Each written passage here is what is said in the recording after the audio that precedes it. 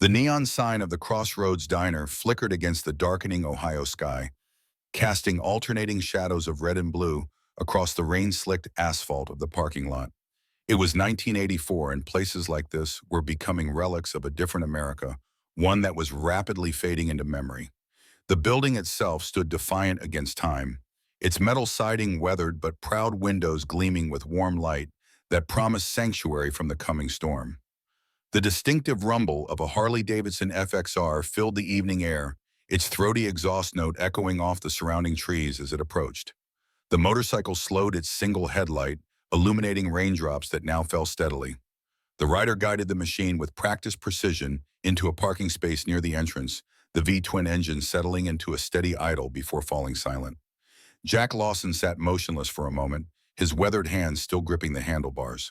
At 62, his body reminded him daily of everything it had endured. 4 years in a Korean prison camp, 3 decades of wandering, a lifetime of regret. He removed his helmet, revealing a face that told its own story. A jagged scar ran from his left temple to his cheekbone, a souvenir from a guard who'd taken particular dislike to him. His silver-gray beard was neatly trimmed, contrasting with the wild silver hair that fell to his shoulders. His eyes, though, those were what people noticed. Steel blue alert, constantly scanning. The eyes of a man who had learned the hard way that survival meant never letting your guard down. Jack swung his leg over the motorcycle with the fluid motion of someone who'd spent thousands of hours in the saddle. He stood for a moment, stretching his back, surveying the parking lot with an automatic sweep that had become second nature.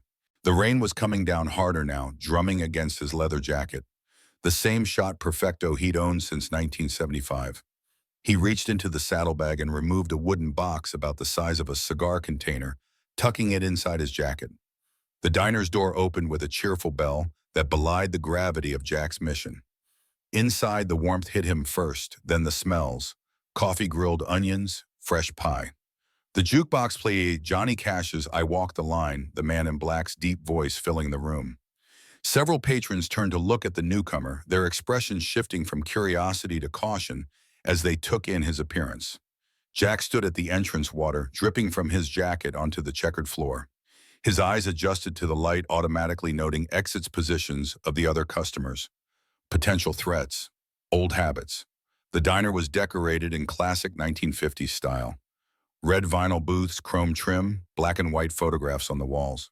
One photo in particular caught his attention: a group of young men in military uniforms standing before a helicopter. His heart skipped a beat as he recognized 3 faces among them. He moved toward the counter, his boots making little sound despite his size. A man his age shouldn't be able to move that quietly. The few customers, mostly older men nursing coffee and a pair of truck drivers finishing late dinners, watched him with sideways glances. A stranger in a small town always drew attention. A stranger who moved like Jack drew concern. He took a seat at the counter, placing the wooden box carefully before him. The waitress approached, a woman in her late 50s, her brown hair streaked with gray, pulled back in a practical ponytail. Her name tag read Margaret. Her eyes were tired but kind, her movements efficient from decades of practice. "Coffee, please, black." Jack set his voice a low rumble that hadn't been used much lately. Margaret nodded and reached for the pot. "You passing through or staying a while?" Her tone was conversational but cautious. Jack's eyes moved to the photograph on the wall again. "Depends on what I find," he answered cryptically. She followed his gaze to the photograph and froze, the coffee pot suspended in midair. Something flickered in her expression. Recognition, then wariness. "You knew them," she said, not a question. Jack nodded once. "Frank Miller? Is he around?" The coffee pot trembled slightly in her hand. She set it down without pouring. "Frank passed away 3 months ago. Car accident." Her voice held steady, but her eyes told a different story. "I'm his wife, Margaret Miller." The news hit Jack like a physical blow, though his expression betrayed nothing. 11 years too late, again. He looked down at the wooden box, then back to Margaret. "I'm sorry to hear that. Frank was a good man." "You're him, aren't you?" Margaret leaned forward, studying his face. "Jack Lawson, the one who never came back." Jack's eyes narrowed slightly. "Frank mentioned me many times." She finally poured his coffee, her composure regained. He always said if Jack Lawson ever walked through that door, I should listen to whatever he had to say. She glanced around the nearly empty diner. My shift ends in 20 minutes. Whatever brought you here after all this time must be important. Jack took a sip of his coffee, letting the bitter warmth spread through him. It is. Margaret moved away to tend to her other customers, leaving Jack alone with his thoughts and the wooden box. He ran his fingers over the smooth oak surface, remembering the day Frank had carved it sitting outside their tent in the Korean jungle. They'd been young then, barely out of their teens, special forces operators on a mission that would change their lives forever. He opened the box carefully. Inside lay a purple heart medal and a folded yellowed letter. The letter had arrived 2 weeks ago, postmarked the day before Frank died. 11 years after Jack had been declared dead, then miraculously returned from a POW camp that officially didn't exist. 11 years after he discovered his wife had remarried, believing the Army's assurances that he was gone. 11 years of drifting from town to town on his Harley, taking mechanic jobs when money ran low, never staying long enough to form connections. And now Frank was calling him home from beyond the grave. The bell above the door jingled, drawing Jack's attention. 3 men entered, shaking rain from their coats. The leader was a man in his early 60s, impeccably dressed in an expensive suit despite the late hour and casual setting.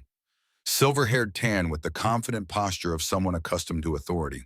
Behind him stood 2 younger men with the unmistakable bearing of hired muscle, one a former boxer by the look of his flattened nose, the other with military-style haircut and posture.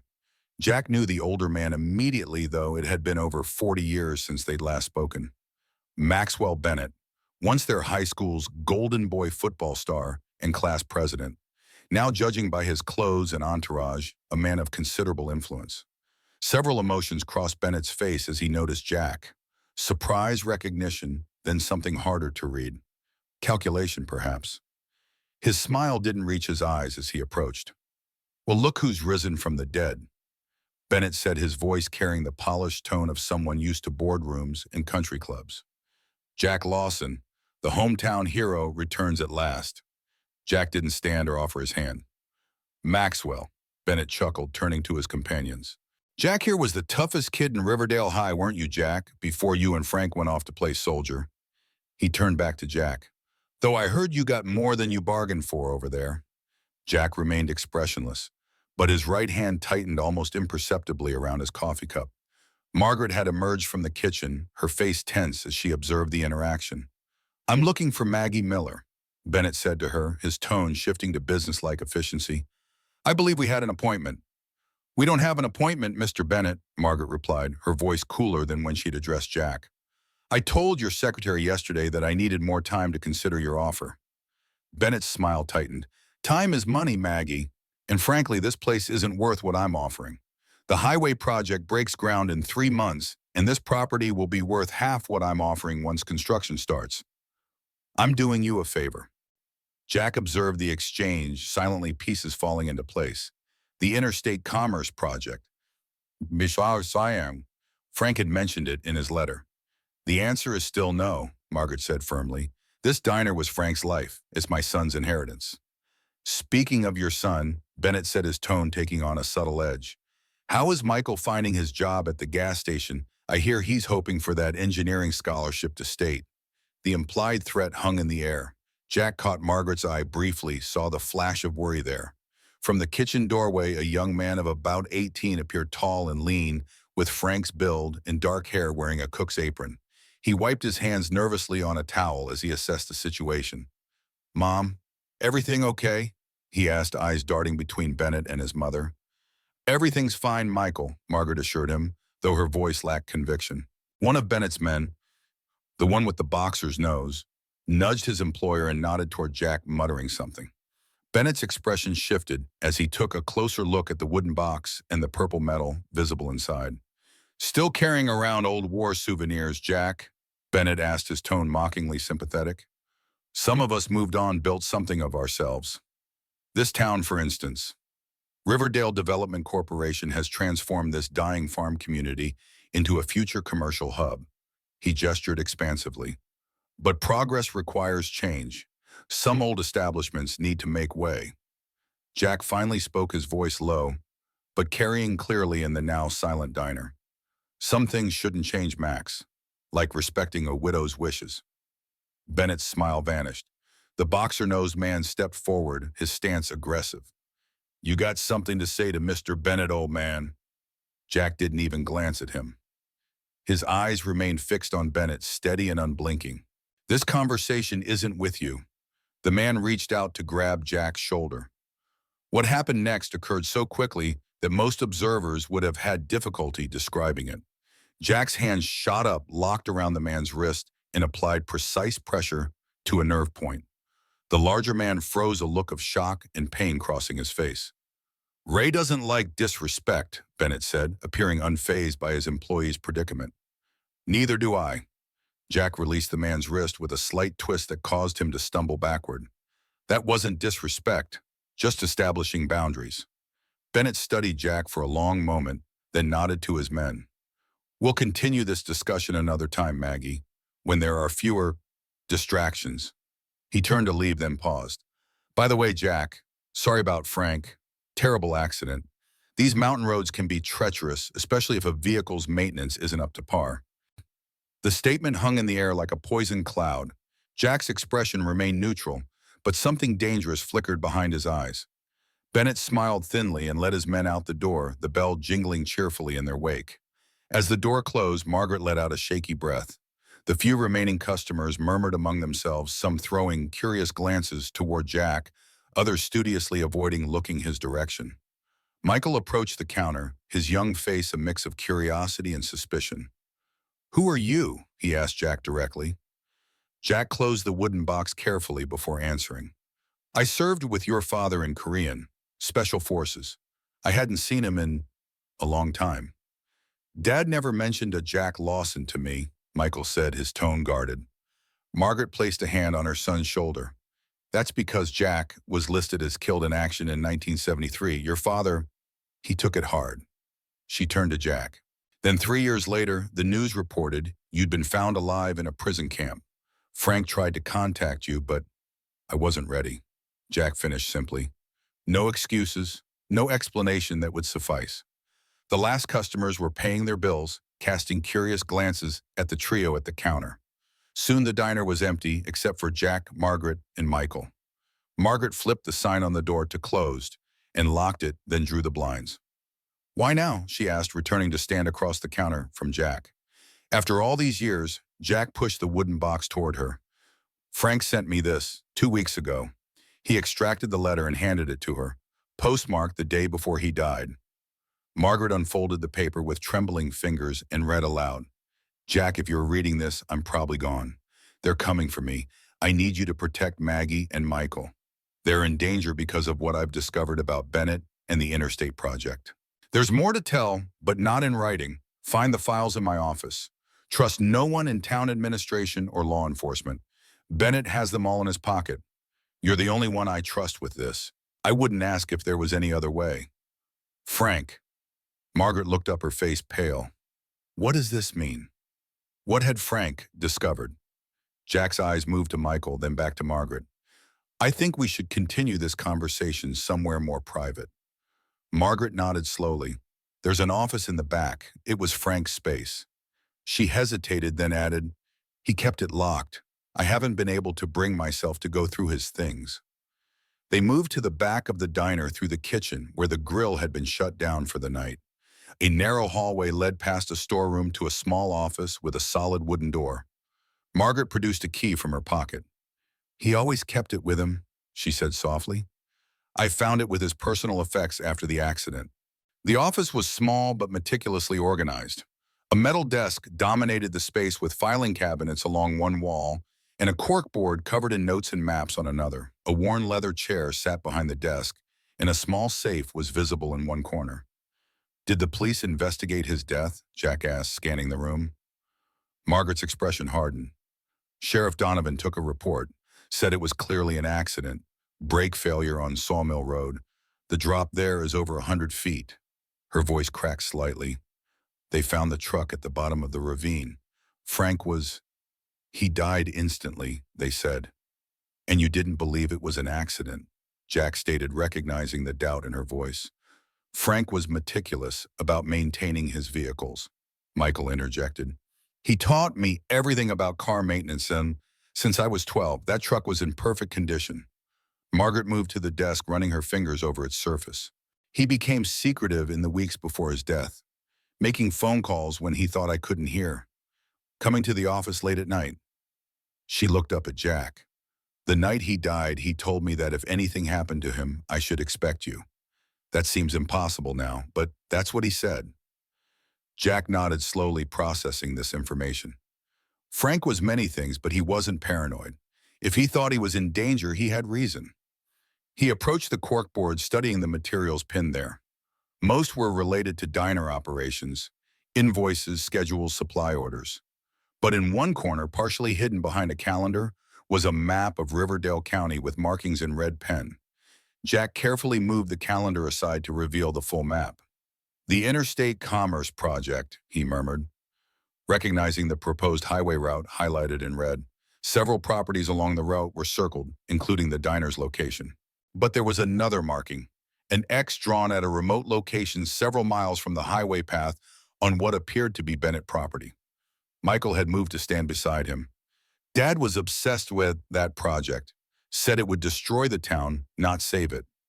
Bennett's been buying up properties all along the proposed route, Margaret added, offering fair prices at first, then when people refuse, things happen. Business downturns, bank loans, called in zoning problems. Jack turned to the safe in the corner. Does either of you know the combination? Margaret shook her head. Frank never shared it with me, said it was better I didn't know. Jack knelt before the safe, studying it. A standard Century model from the mid-70s. He'd opened similar ones before during his Special Forces training. He pressed his ear against the metal door, fingers gently turning the dial, listening for the subtle clicks of the mechanism. Years of practice had given him exceptional tactile sensitivity. After several minutes of careful manipulation, he felt the final tumbler fall into place. The handle turned and the safe door swung open. Inside were several folders, a small lockbox, and a revolver. A .38 Special that Jack recognized as standard military officer issue from their Korean days. He removed the folders and placed them on the desk, then checked the revolver. Loaded, clean, ready for use. Frank had been preparing for trouble. The first folder contained property records for the diner insurance documents in the deed to the Miller family home. The second held newspaper clippings about the Interstate Commerce Project dating back 3 years. Jack spread these across the desk, scanning headlines. Major development plan for Riverdale. County approves highway connector. Bennett Corp promises economic revival. The third folder was labeled simply Maxwell. Inside were photocopies of financial records, bank transfers, and what appeared to be internal memos from Bennett's corporation. Jack examined these closely, his expression darkening as he read. Frank was investigating Bennett, he said finally. These documents suggest the interstate project isn't just about economic development. There are financial irregularities, payments to county officials, falsified environmental impact statements. Margaret looked over his shoulder at the documents. Is this why they killed him, because he discovered corruption? Possibly, Jack conceded, but his instincts told him there was more. He opened the small lockbox, finding inside a single cassette tape labeled Eddie, June 15th, and a folded piece of paper. The paper contained a series of numbers and what looked like geographic coordinates. Who's Eddie? Jack asked, looking up at Margaret. A shadow crossed her face. Eddie Thompson. He served with you and Frank, didn't he? Frank told me he died in Korean. Jack's expression remained carefully neutral, but his mind was racing. Eddie Thompson, the third member of their Special Forces team, had supposedly died during the mission that led to Jack's capture in '69. At least that was the official story. That's right, he said carefully. At least that's what I was told. Michael, who had been examining the map, pointed to the X marked on the Bennett property. Do you think this has something to do with it? Dad drove out that way several times in the weeks before he died. Jack pocketed the cassette tape and the note with coordinates. I intend to find out. He turned to Margaret. Frank asked me to protect you both. That means I need to understand what he was involved in, and why Bennett seems so interested in this diner specifically.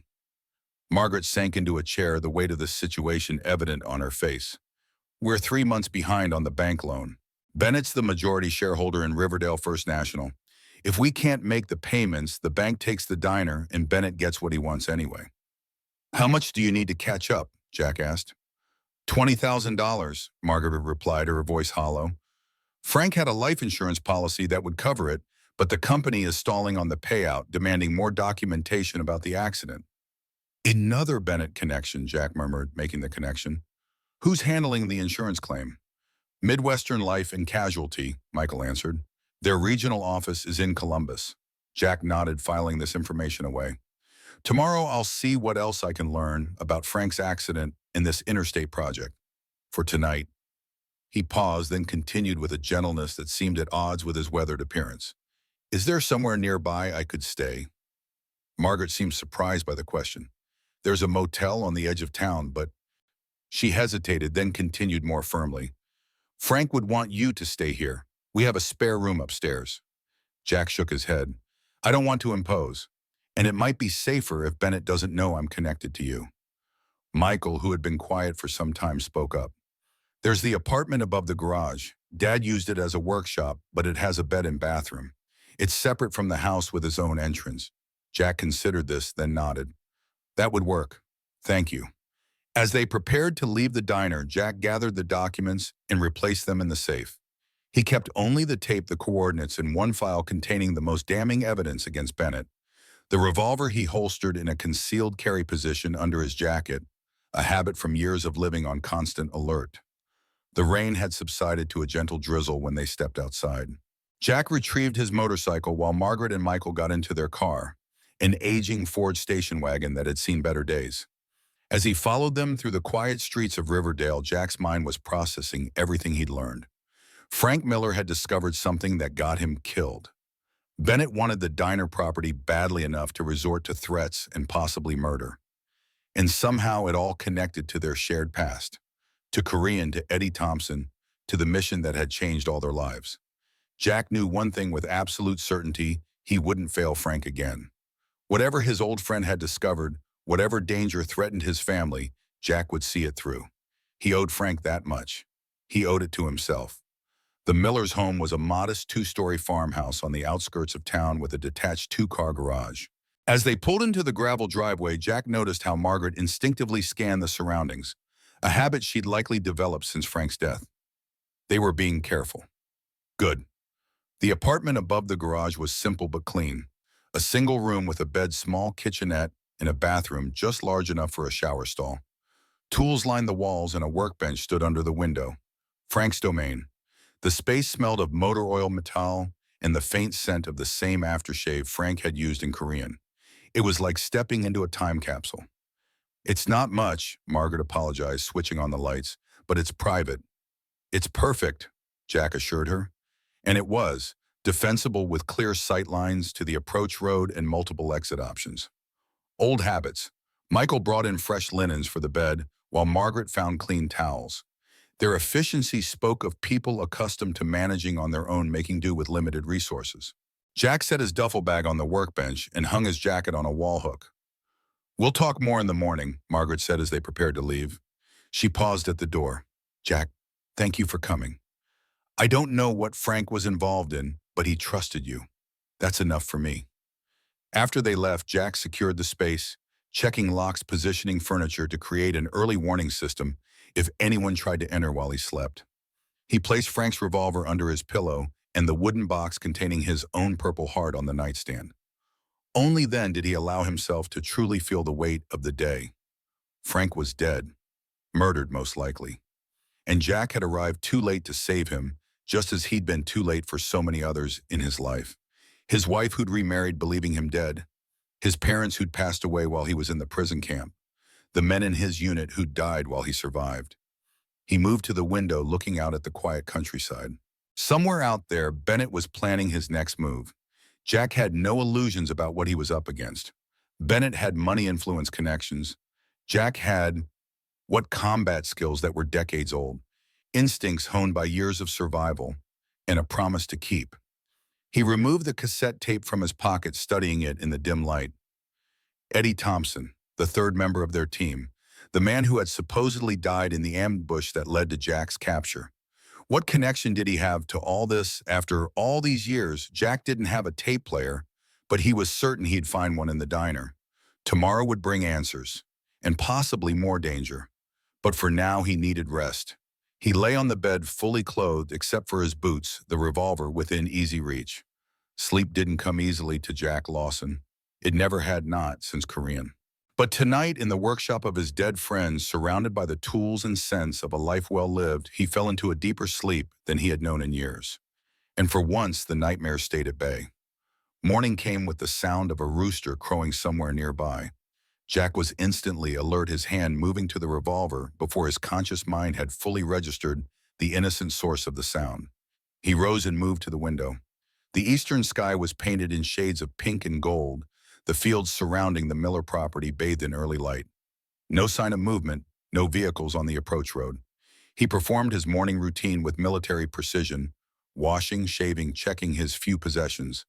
The leather jacket worn but still serviceable, the boots polished from habit, the wallet containing $752 in cash, a driver's license in his own name, and a VA identification card he rarely used.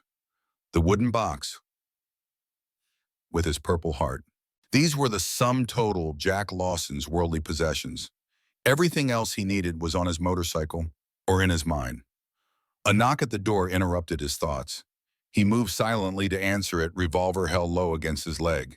Through the window, he saw Michael standing on the landing, holding a thermos and a paper bag. Jack tucked the weapon into his waistband at the small of his back and opened the door. "Mom sent breakfast," Michael said, offering the items. "Coffee and egg sandwiches." "Thank you," Jack had replied, accepting them. He hesitated, then stepped back. "Would you like to come in?" Michael entered cautiously, his eyes taking in the space that had once been his father's domain. "Dad spent a lot of time up here, working on engines mostly, teaching me." His expression was a complex mix of grief and determination. He talked about Korean sometimes. Never in detail, but he mentioned a Jack and an Eddie. Said you were the best soldiers he ever knew. Jack has set the breakfast items on the workbench. "Your father was a good man, the best I knew." Michael's gaze hardened. "If Bennett killed him, I want to help you prove it." The vehemence in the young man's voice gave Jack pause. "This could be dangerous, Michael. Your father would want you safe." "My father would want justice," Michael countered. "And I'm not a kid. I know this town, the people in it. I can help." Jack studied him carefully. Frank's son had his father's determination, that much was clear. And he was right about knowing the town and its people, information Jack would need. "All right," Jack conceded, "but you follow my lead, and if things get too dangerous, you step back." "Deal." Michael nodded firmly. "Deal."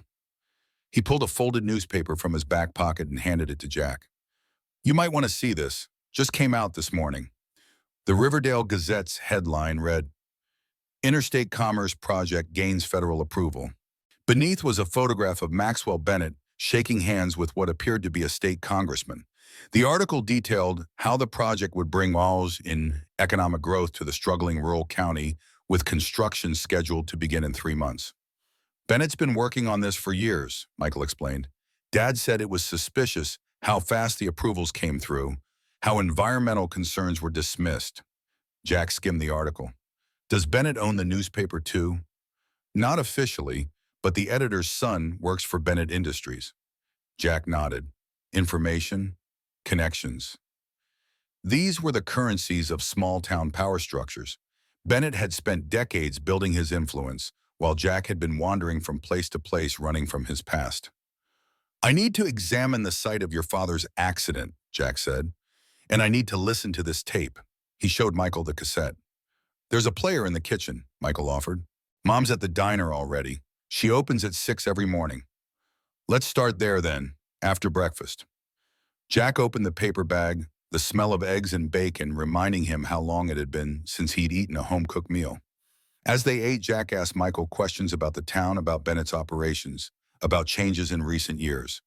The young man was observant and articulate, providing details that painted a picture of a community in transition with Bennett at the center of the changes. "Most people see him as Riverdale's savior," Michael explained. "The farms have been struggling for years, and the factories closed down in the 70s. Bennett promises jobs prosperity." And those who oppose him. Michael's expression darkened. They tend to have bad luck, like Harlan Jenkins, who refused to sell his farm. Suddenly, the bank called in his loan, or Sarah Thompson, whose insurance claim was denied after her husband died. Jack's attention sharpened. Thompson. Any relation to Eddie Thompson? His widow. She still lives out on River Road. Her husband was declared killed in action in Korean, but his body was never recovered. Dad used to check in on her now and then. Another piece of the puzzle. Jack filed the information away for later. After breakfast, they headed to the main house. It was a modest farmhouse, well-maintained, but showing signs of financial strain. Repairs put off paint fading in places. Inside, the decor was simple and homey. Family photographs lined the walls of the living room. Michael's graduation, Margaret and Frank on their wedding day, Frank in his military uniform. Jack paused at one particular photo. Frank, Eddie, and himself standing before a helicopter, in Korean, young and confident, unaware of what lay ahead. The same image he'd seen in the diner. Dad kept that on his bedside table, Michael said quietly. Said it reminded him of who he was fighting for. The kitchen was warm and inviting with checked curtains and well-used appliances. Michael located a cassette player on the counter and inserted the tape Jack had found in Frank's safe. The recording began with static, then Frank's voice emerged, older than Jack remembered, but unmistakable. June 15, 1984, meeting with Eddie Thompson at Riverside Motel Room 12. Jack and Michael exchanged glances of surprise. Eddie Thompson, supposedly dead for 15 years, had met with Frank just weeks before Frank's death. The tape continued, capturing a conversation between two men. Frank's voice was clear, the other more hesitant, rougher. It's all connected, Frank, Eddie's voice said. Bennett, the project, what happened in Nam. He's been planning this for years. You're sure about the shipments? Frank asked. Positive. 3 so far coming through the old mining property. That's why he needs the highway. Legitimate cover for transport. Same playbook as Nam. We need proof, Eddie. Something solid to take to the feds. Bennett owns everyone local. Working on it, but we need to be careful. These people killed before they'll do it again. The conversation continued, discussing surveillance plans, potential evidence. Then Eddie's voice turned urgent. If anything happens to me, there's a fail-safe. Remember that bunker we found? I've left everything there. Coordinates are a series of numbers followed, matching those on the paper Jack had found with the tape. And if something happens to both of us, Frank asked. A pause. Then it's down to Jack. If he's still the man we knew, he'll finish what we started. The tape ended with static. Jack and Michael sat in silence for a moment, processing what they'd heard. Dad never told us Eddie was alive, Michael said finally. And what shipments were they talking about? Jack's mind was working through the implications. In Korean, we uncovered an operation smuggling heroin back to the States using military transport. Someone high up was involved. We were ambushed before we could report it. He looked at Michael gravely. The coordinates on this tape point to Bennett's old mining property. I think Eddie and Frank discovered Bennett is using the interstate project as cover for drug trafficking. That's why they killed Dad. Michael said, his voice hollow with realization. He knew too much. The sound of tires on gravel interrupted them.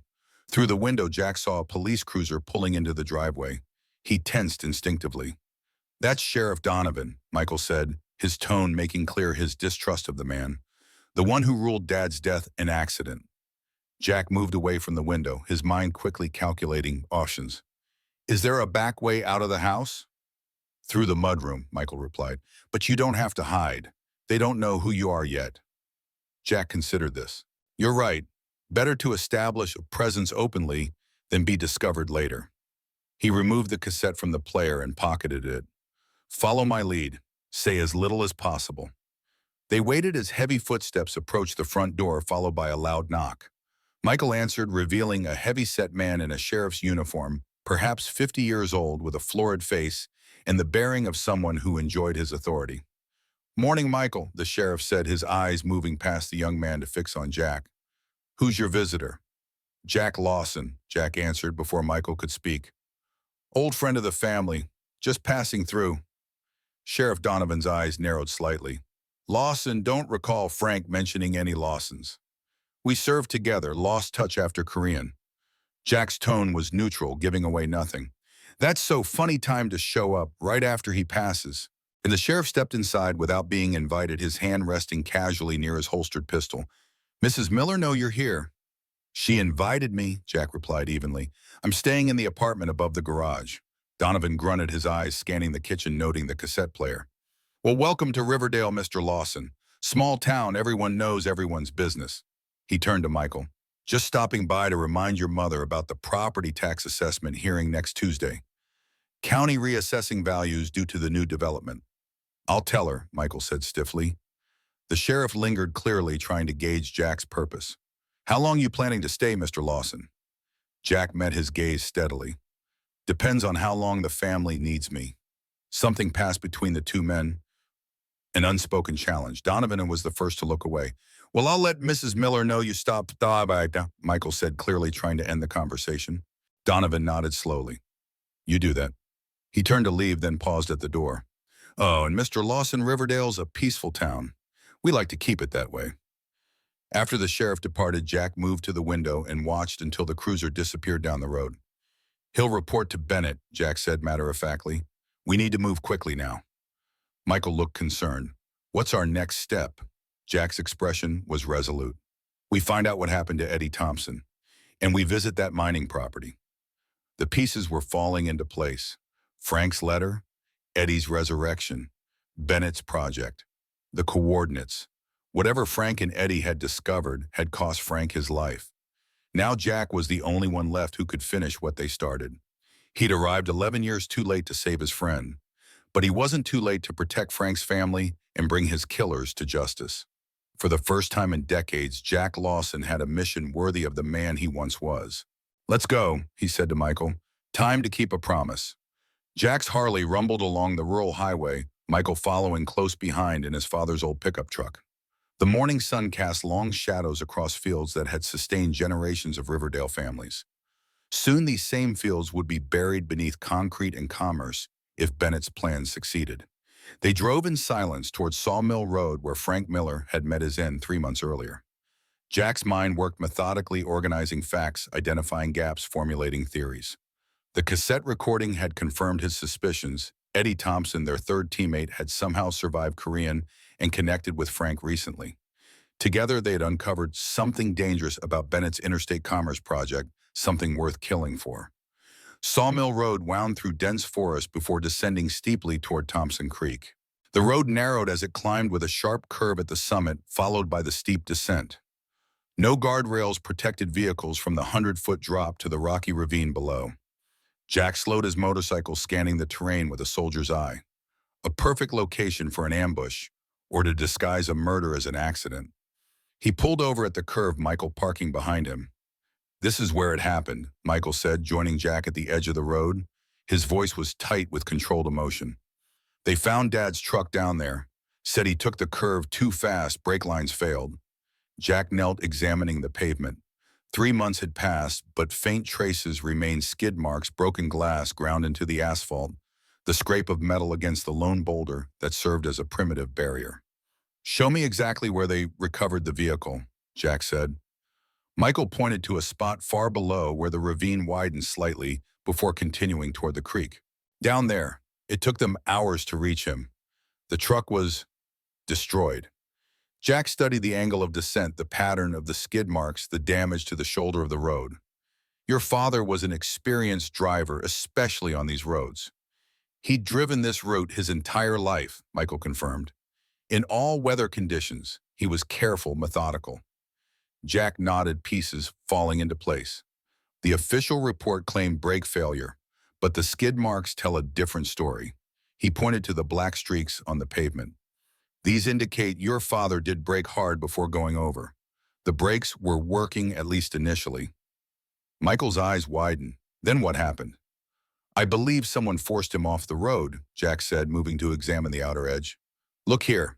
He indicated a series of scrapes and paint transfers on the rocky outcrop. Your father's truck was dark blue, correct? Yes. This paint is black. Consistent with a larger vehicle, possibly an SUV or truck, striking your father's vehicle from behind or the side. Michael's face paled, then hardened with anger. Bennett's man Ray drives a black Suburban. Jack stood brushing dirt from his hands. I need to see the accident report and any photographs. Did the police share those with your mother? No, Sheriff Donovan said the case was straightforward, mechanical failure, no foul play. Convenient, Jack muttered. We need those records. They returned to their vehicles, Jack's mind already formulating a plan to access the police files. As they prepared to leave, a dark sedan appeared approaching slowly from the direction of town. Jack motioned for Michael to stay behind him. The car stopped and Sarah Thompson emerged from the driver's side. In her mid-50s, she carried herself with quiet dignity despite the lines of hardship etched on her face. Jack recognized her immediately, Eddie's wife, though time had silvered her once brown hair and deepened the resolve in her eyes. Michael Miller, she called, approaching cautiously. I thought that was you. Her eyes shifted to Jack, narrowing slightly.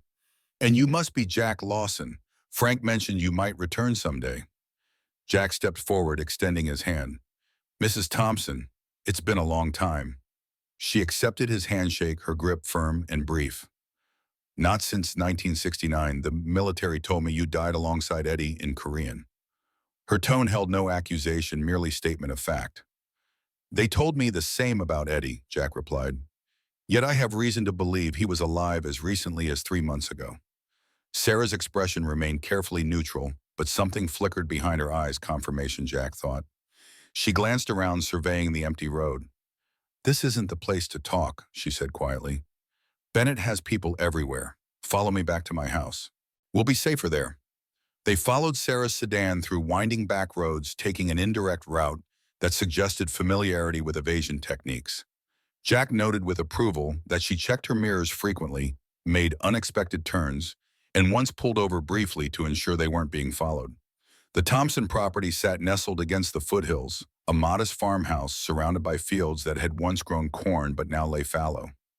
A weathered barn stood to one side and an American flag hung limply from a pole near the front porch. It was the home of a woman who had learned to manage alone. They parked behind the house out of sight from the road. Sarah led them inside without speaking, her movements efficient and purposeful. The interior was neat but sparse with furniture that had seen decades of use. Photos of Eddie in uniform occupied prominent places, a shrine to a man long presumed dead. In the kitchen, Sarah put on a pot of coffee before turning to face them. How much do you know? She asked directly. Frank sent me a letter asking for help protecting his family, Jack replied. I found a recording of him meeting with someone identified as Eddie Thompson 3 months ago, discussing Bennett's development project and some kind of shipments. Sarah nodded slowly, a decision visibly forming in her mind. She moved to a bookshelf in the adjoining room and removed a false panel, extracting a thick envelope. Eddie didn't die in Korean, she confirmed, returning to the kitchen table. He was captured alongside you, Jack, but sent to a different camp. After the war ended, he learned things that made him dangerous to certain people. He came home in 1975, but he couldn't come home to me, not officially. She opened the envelope, spreading photographs across the table. He's lived under different names, moving frequently. We maintained contact through coded messages and classified ads, occasional secret meetings. For 20 years, he's been gathering evidence. The photographs showed various locations around Riverdale County, Bennett's mining property, remote airstrips, meetings between Bennett and men with military or government bearings. Dates stamped in the corners indicated a long-term surveillance operation spanning years.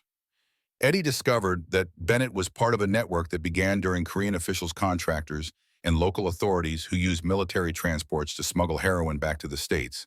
After the war, they evolved. Now they use private companies, development projects, and political connections to move drugs, launder money, and maintain power. Jack studied the photos intently. Your husband's been investigating this for 2 decades. Sarah nodded. It became his mission. When Bennett announced the interstate project 3 years ago, Eddie recognized the pattern major infrastructure development as cover for expanded trafficking operations. He reached out to Frank, knowing his position in the community might help gather evidence. And now both Frank and Eddie are dead, Jack said grimly. Sarah's face tightened with pain. Eddie disappeared 6 weeks ago. His last message said he'd found proof at Bennett's mining property, something that would expose the entire operation. He planned to meet with federal authorities. She met Jack's gaze directly. He never made it. Michael, who had been examining the photographs, looked up sharply. These coordinates on Dad's note, they match a location on Bennett's property, Sarah confirmed with a phone. An abandoned vertical shaft from the old silver mining days. Eddie believed Bennett was using it to store shipments before distribution. Jack considered this information, weighing options and risks. Bennett knows I'm in town now. Sheriff Donovan will have reported my presence. If we're going to find whatever Eddie discovered, we need to move quickly before they sewer or destroy it. It's not that simple, Sarah cautioned. The property is guarded with security patrols and cameras. Eddie spent months studying their routines, finding blind spots. Do you have his notes? Jack asked. Sarah hesitated, then nodded. In the barn, along with something else you'll need. The barn's interior was dim and dusty, smelling of hay and old motor oil.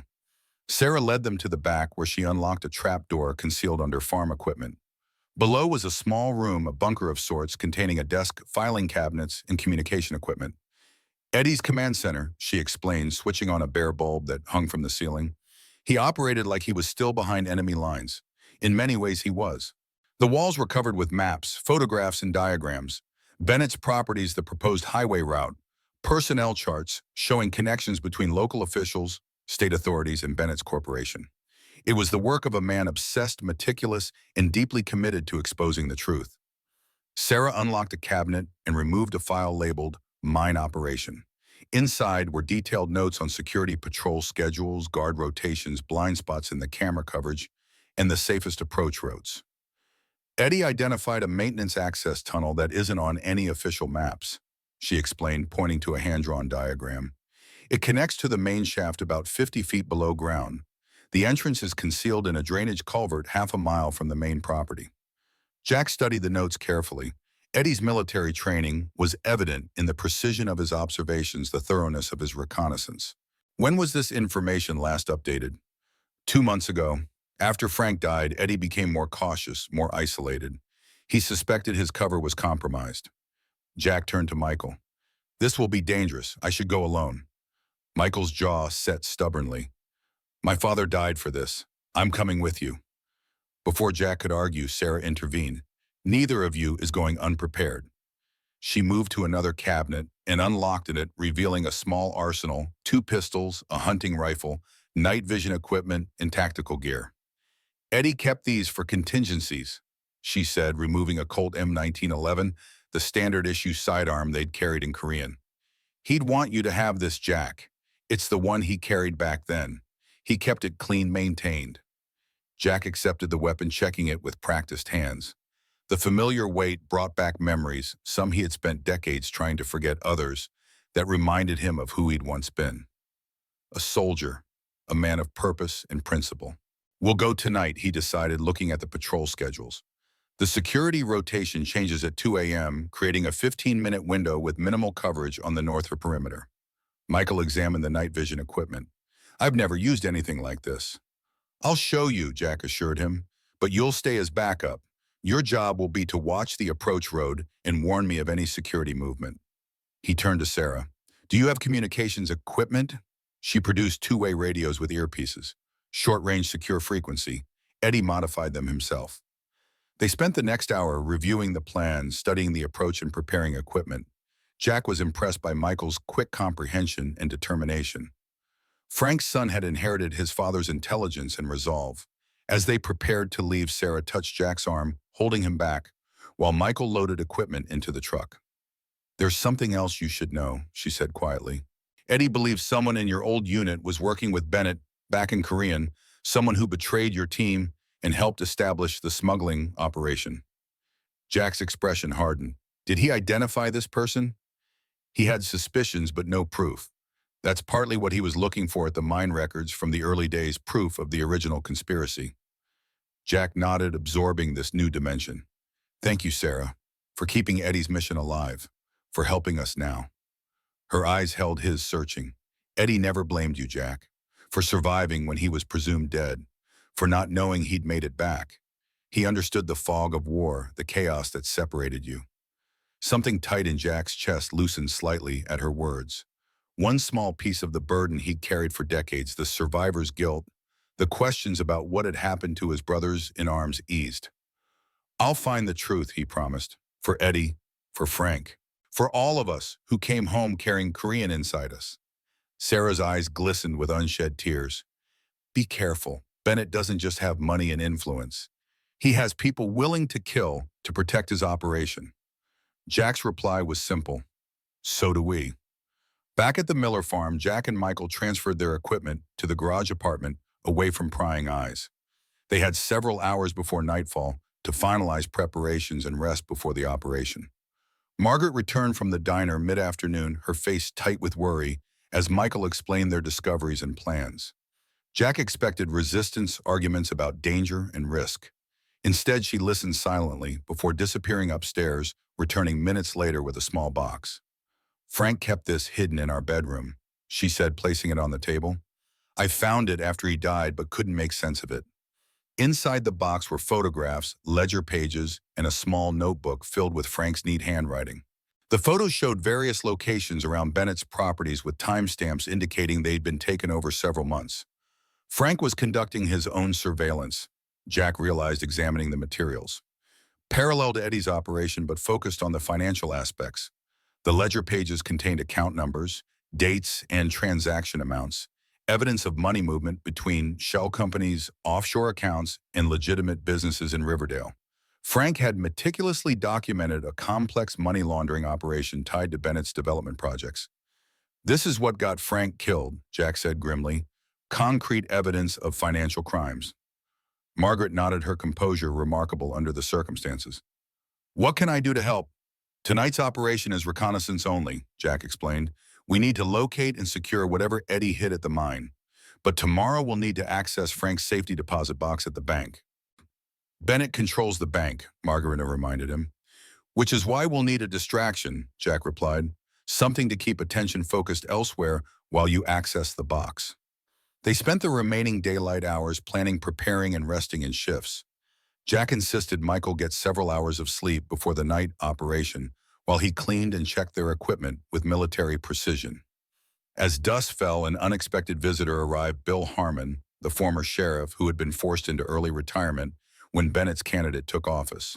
In his late 60s, Harmon carried himself with the straight-back posture of a man accustomed to authority, though his civilian clothes hung loosely on his frame, suggesting recent weight loss. Margaret greeted him cautiously at the door. Bill, what brings you out here? Information, he replied, his voice low. May I come in? Inside, Harmon glanced at Jack with immediate recognition. Special Forces, right? I can tell by how you carry yourself. Jack nodded once. Fifth Group. My brother was 1st Air Cav. Came home in '68. Harmon's expression suggested his brother's homecoming had not been a happy one. I heard you were asking questions about Frank's accident. Word travels fast, Jack observed. Small town, Harmon replied with a shrug, especially when Donovan makes a point of telling Bennett about new faces in town. Jack evaluated the former sheriff, weighing trust against caution. What information do you have? Harmon removed an envelope from inside his jacket. Copies of the original accident report, including photographs I took at the scene. Donovan altered the official record, but I kept my own documentation. Jack examined the photographs, clear images of skid marks, impact points, and Frank's destroyed truck at the bottom of the ravine. Most significantly, several shots showed distinct paint transfers on the rear bumper and driver's side of Frank's vehicle. He was forced off the road, Jack confirmed, finding visual evidence for his earlier hypothesis. Hit from behind first, then sideswiped when he didn't go over immediately. Harmon agreed. I tried to investigate, but 3 days later, the county commissioners voted to replace me with Donovan. My accident reconstruction expert was fired the same week. Why are you sharing this now? Jack asked directly. Harmon's weathered face hardened with resolve. Because Frank Miller was my friend for 40 years. Because I've watched Bennett corrupt this town piece by piece. And because I'm dying of pancreatic cancer and have nothing left to lose. The blunt admission hung in the air for a moment before Harmon continued. I have maybe 3 months. I'd like to see Bennett brought down before I go. Jack respected the man's directness. We're working on it. Tonight we're checking a location where evidence might be hidden. Harmon nodded thoughtfully. The old silver mine, Eddie's hiding place. Jack's surprise must have shown because Harmon smiled slightly. Eddie contacted me 6 weeks ago, just before he disappeared. Asked about old mining records access points. Did you help him? I gave him what I had, the original surveys from county archives maintenance records from when the mine was operational. Do you know what happened to Eddie? Michael asked. Harmon's expression darkened. Nothing definitive, but the night he disappeared, Ray Connor and Vince Mathis Bennett's enforcers were seen cleaning blood from the inside of Ray's Suburban. Margaret gasped softly while Michael's hands clenched into fists. Jack absorbed the information with outward calm, though inwardly his determination hardened.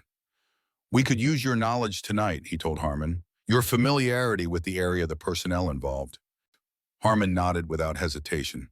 I'll create a diversion to draw security attention to the main gate, give you more time at the mine shaft. As darkness fell, they finalized their plans. Jack, Michael, and Harmon would approach from different directions using radios to coordinate their movements. Jack would enter the maintenance tunnel, while Michael monitored the perimeter, and Harmon created a distraction at the main entrance. They dressed in dark clothing, Jack and Michael wearing tactical vests provided from Eddie's supplies. Jack carried the Colt 45, while Michael was armed with a smaller 9mm pistol after receiving basic handling instructions. Harmon had his own revolver, a service weapon from his sheriff days. Remember, Jack instructed as they prepared to depart, this is reconnaissance only. We locate the evidence, assess security, and withdraw. No engagement unless absolutely necessary. As they moved toward their vehicles, Margaret stopped them at the door. The stoic woman who had endured her husband's death harassment from Bennett and threats to her livelihood now showed the steel beneath her surface. My husband died for this, she said, her voice steady. So did Eddie Thompson. Be careful, but do what needs doing. She handed Jack a small object, a silver St. Christopher medal. Frank always carried this, for protection. Jack accepted it solemnly, tucking it into his pocket. They departed separately. Harmon in his old Chevy Blazer, Jack on his motorcycle, Michael in Frank's truck, taking different routes toward Bennett's mining property. The night was clear, a half moon providing just enough light to navigate the rural roads without headlights. Jack led the way, his motorcycle's engine muffled to reduce noise. They established radio contact using brief coded communications to confirm positions. Bennett's mining property encompassed nearly 1,000 acres of woodland and former pasture in the northern part of the county. The main entrance featured a modern security gate with cameras and guard station, but the perimeter was too extensive to secure completely. Jack had identified their entry point from Eddie's notes, a service road that had once connected to a lumber operation now overgrown and unmarked on current maps. They left their vehicles concealed in a dense stand of trees half a mile from their target, continuing on foot. Jack moved with the silent efficiency of a man who had conducted countless night operations, his senses hyper-alert to every sound and movement in the darkness. Using night vision equipment, they navigated through the forest following the route Eddie had mapped. Michael proved surprisingly adept, maintaining pace in silence despite his inexperience. Training with Frank had clearly prepared him better than Jack had expected. Approaching checkpoint Alpha, Jack murmured into his radio. Status, perimeter clear, Michael confirmed from his position. Diversion ready on your mark, Harmon added from the main entrance area. They reached the drainage culvert that concealed the maintenance tunnel entrance. Decades of neglect had nearly hidden it from view, with vegetation and erosion camouflaging what had once been an engineering feature. Jack located the access point exactly where Eddie's diagram indicated, a rusted metal door built into the culvert's concrete wall, secured with a padlock that showed recent use. Found it, Jack reported. Lock appears active. Security patrol passing eastern perimeter, Michael warned. 2 minutes from your position. Jack examined the lock. It was new, not original to the tunnel, suggesting someone had been using this entrance recently. Eddie, most likely. Using tools from his pack, Jack made quick work of the lock, a skill acquired during Special Forces training and maintained through years of necessity. Initiating diversion in 30 seconds. Harmon's voice came through the earpiece. You'll have approximately 10 minutes before they realize it's a false alarm. The tunnel beyond the door was narrow and damp, smelling of mildew and stagnant water. Jack switched on a small, tactical flashlight, keeping the beam pointed downward to minimize visibility from outside. Boot prints in the mud confirmed recent activity, someone Eddie's size based on the impression and stride length. Diversion active, Harmon reported. Security responding to main gate. Jack moved deeper into the tunnel, which sloped gradually downward. After approximately 200 yards, It intersected with a larger passage, part of the original mine infrastructure. The air was cooler here with a distinct mineral scent of underground spaces. Eddie's notes indicated the main shaft was accessible via a service ladder at the end of this passage. Jack located it without difficulty, a metal ladder descending into darkness, its rungs worn but solid. Before descending, he checked his radio. Entering vertical section. Communications may be limited. Understood, Michael replied. Perimeter still clear. Jack began his descent, the darkness swallowing him as he moved deeper underground. The ladder extended approximately 50 feet before reaching a landing part of the main shaft system that had once been the heart of the silver mining operation. Unlike the neglected access tunnel, this area showed signs of recent use and maintenance. Electric lights on a separate circuit illuminated the space, revealing modern equipment stored along the walls, generators, communications gear, and what appeared to be shipping containers. Jack moved cautiously, scanning for security measures. No cameras were visible, suggesting Bennett relied on the secrecy and inaccessibility of the location rather than active monitoring.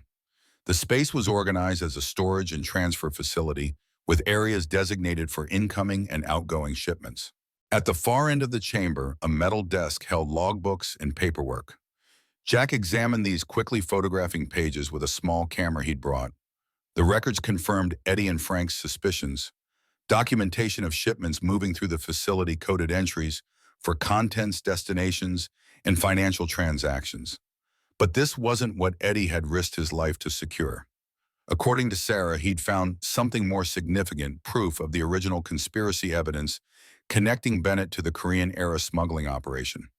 Jack searched methodically, thinking like Eddie would. Where would a special forces operator hide critical intelligence in an enemy facility, somewhere accessible but not obvious? Somewhere that would survive if the facility was compromised? The answer came as he examined the chamber's construction. The original mining operation had ventilation shafts, narrow conduits that connected different levels of the mine.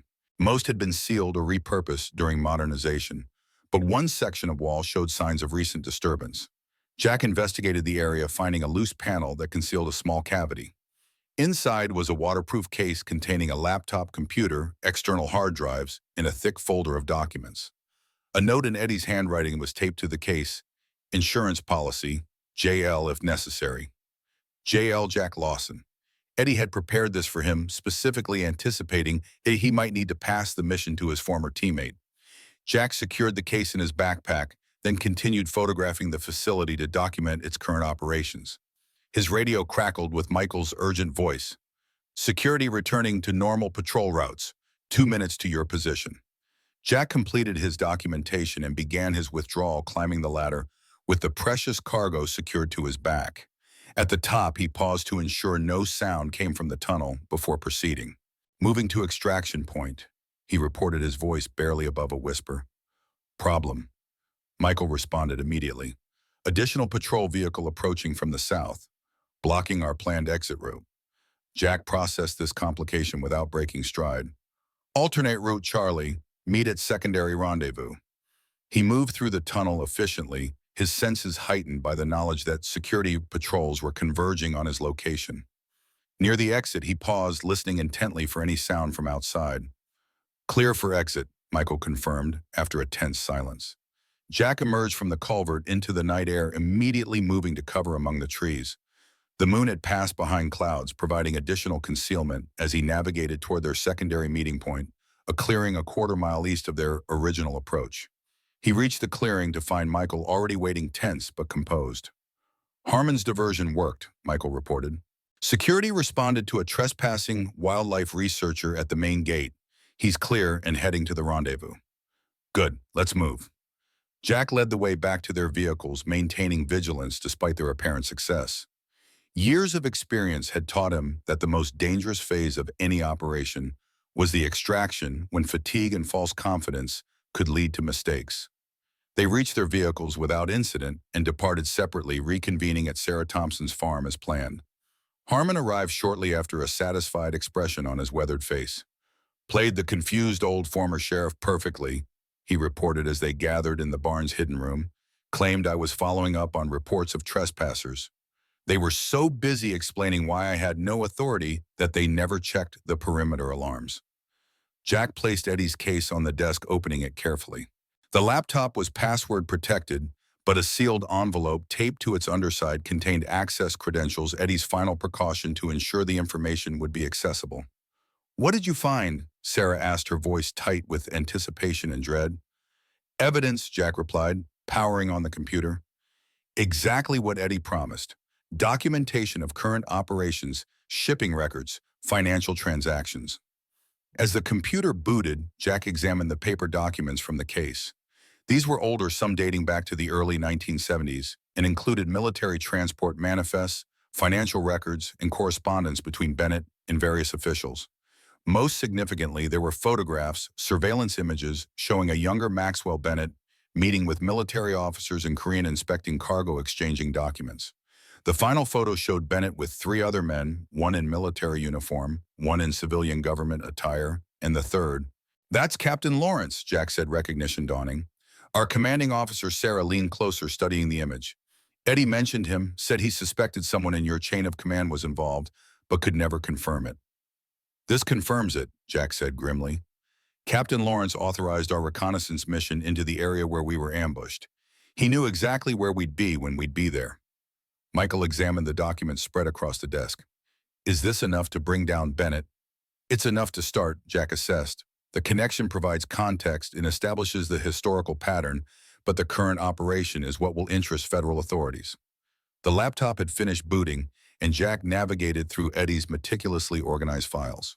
They contained comprehensive documentation of Bennett's current drug trafficking operation, shipments disguised as construction materials for the interstate project distribution networks throughout the Midwest, financial trails showing how proceeds were laundered through legitimate businesses, including Riverdale Development Corporation. Most damning were video recordings Eddie had somehow obtained meetings between Bennett and his associates discussing operations, handling products, counting money.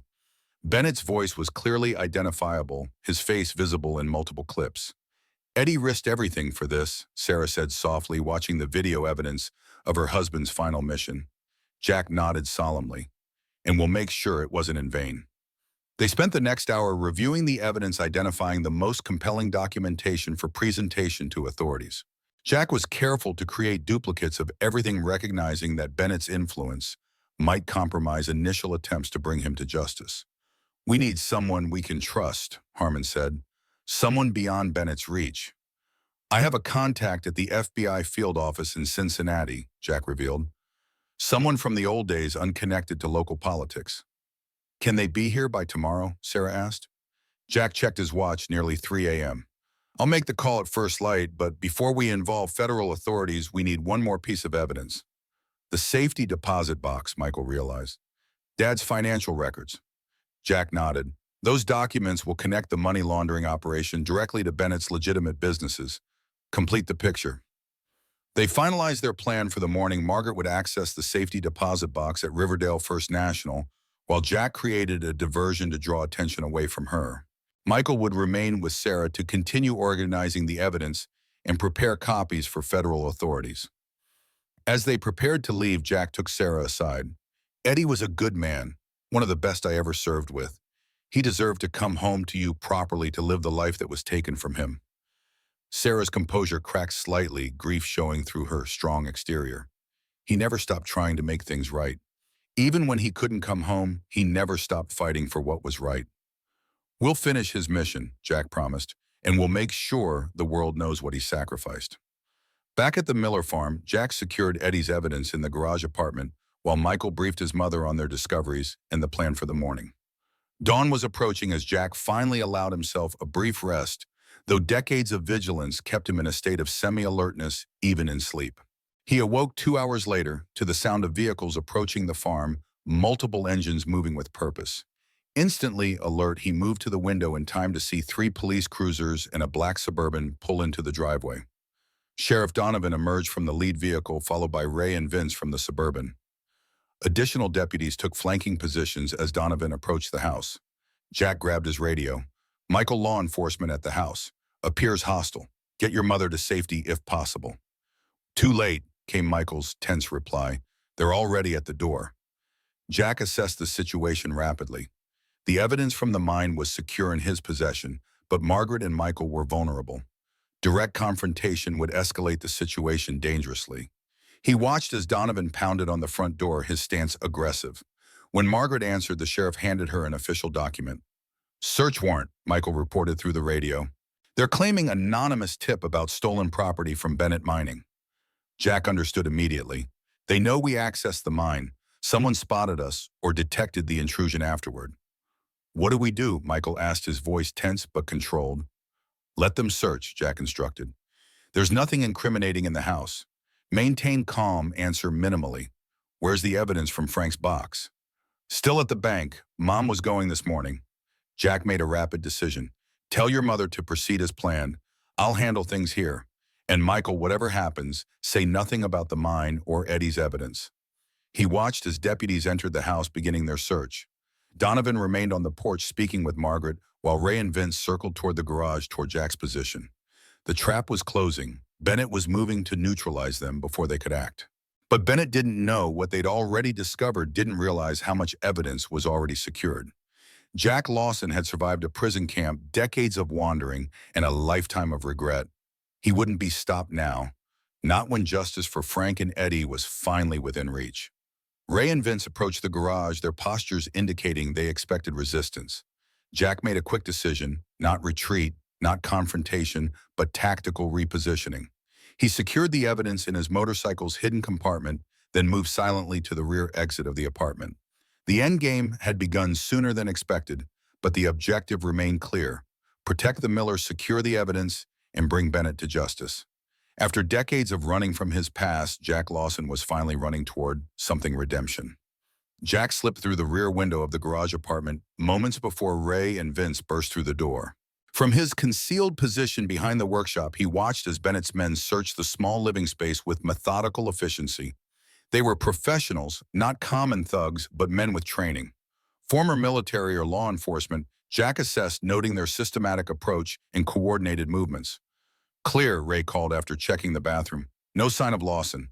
Vince knelt beside the bed, examining the impression in the mattress. "He was here recently. Bedding's still warm." Ray activated his radio. "Target not present at secondary location. Likely mobile." He paused, listening to instructions. "Understood. We'll secure any materials and continue search." Jack remained motionless as they ransacked the apartment, finding nothing of significance. The evidence from the mine was safely hidden in a concealed compartment he'd installed in his Harley saddlebag years ago, a precaution born from decades of living on society's margins, carrying possessions that couldn't afford scrutiny. He employed a gray man strategy, techniques he'd perfected during Sears survival: evasion resistance, escape training. Moving only when the searchers looked elsewhere, using natural cover, leaving no trace of his passage. The weight distribution in his steps ensured silent movement across the gravel driveway. He maintained a relaxed posture despite the urgency. Tense muscles create visible movement patterns that trained observers can detect even at a distance. 3 minutes later, he was clear of the immediate search area, invisible to his pursuers, while maintaining full observation of their movements. When the men finally departed, Jack circled through the dense trees surrounding the property, maintaining a vantage point that allowed him to observe the ongoing search.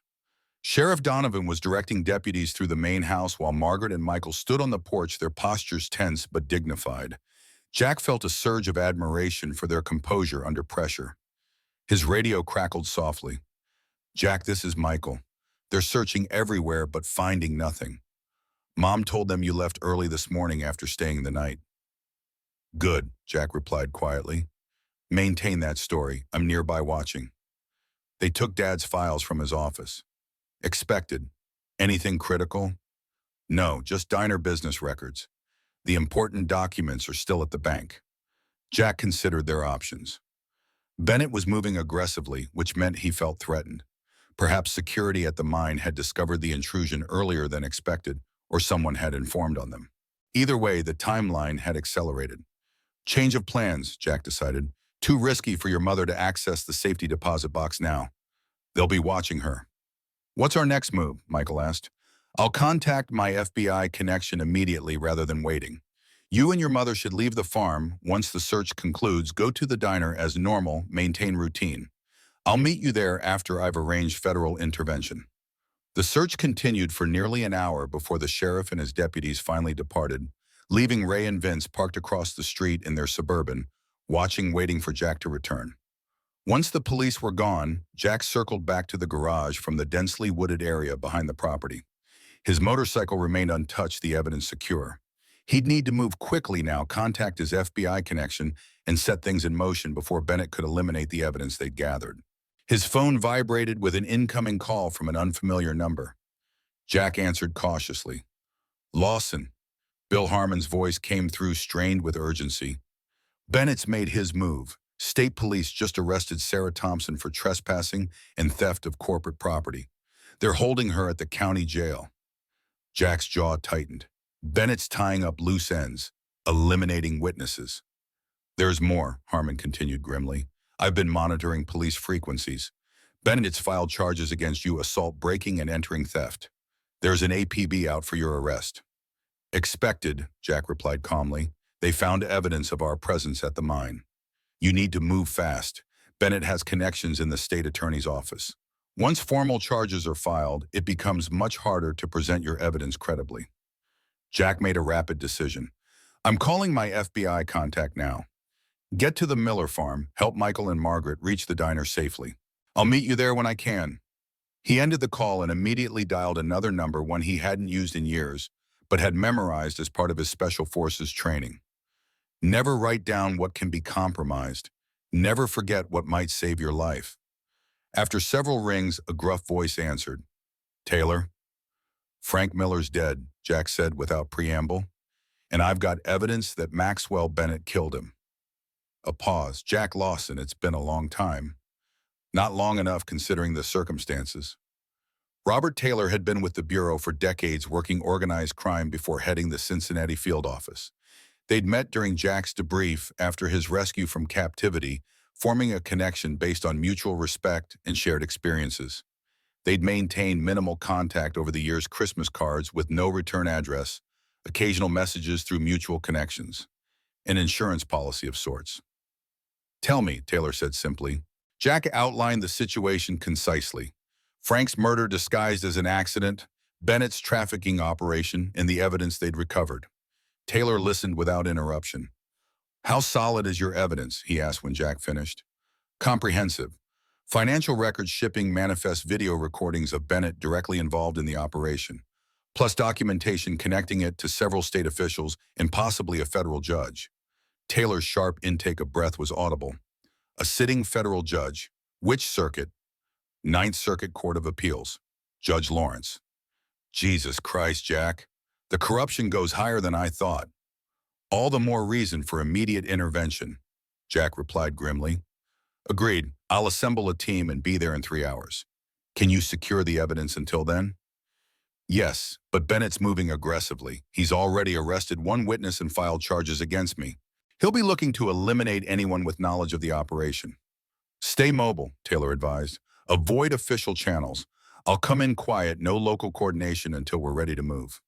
The Crossroads Diner on Route 16. We'll meet there at noon. Understood. And Jack, good to hear your voice after all these years. Let's finish what started back in the day. Jack ended the call and prepared to move. He'd need to reach the diner without being spotted by Bennett's men or local law enforcement. The back roads would be safer, though less direct. He mounted his motorcycle, ensuring the evidence was secure, and started the engine. As he pulled away from the Miller farm using a hunting trail that led through the woods rather than the main drive, Jack glanced back at the house where Frank had built a life after returning a normal life, a family, a purpose. The life Jack himself might have had if circumstances had been different. The morning sun filtered through the trees as he navigated the rural landscape, avoiding main roads and populated areas.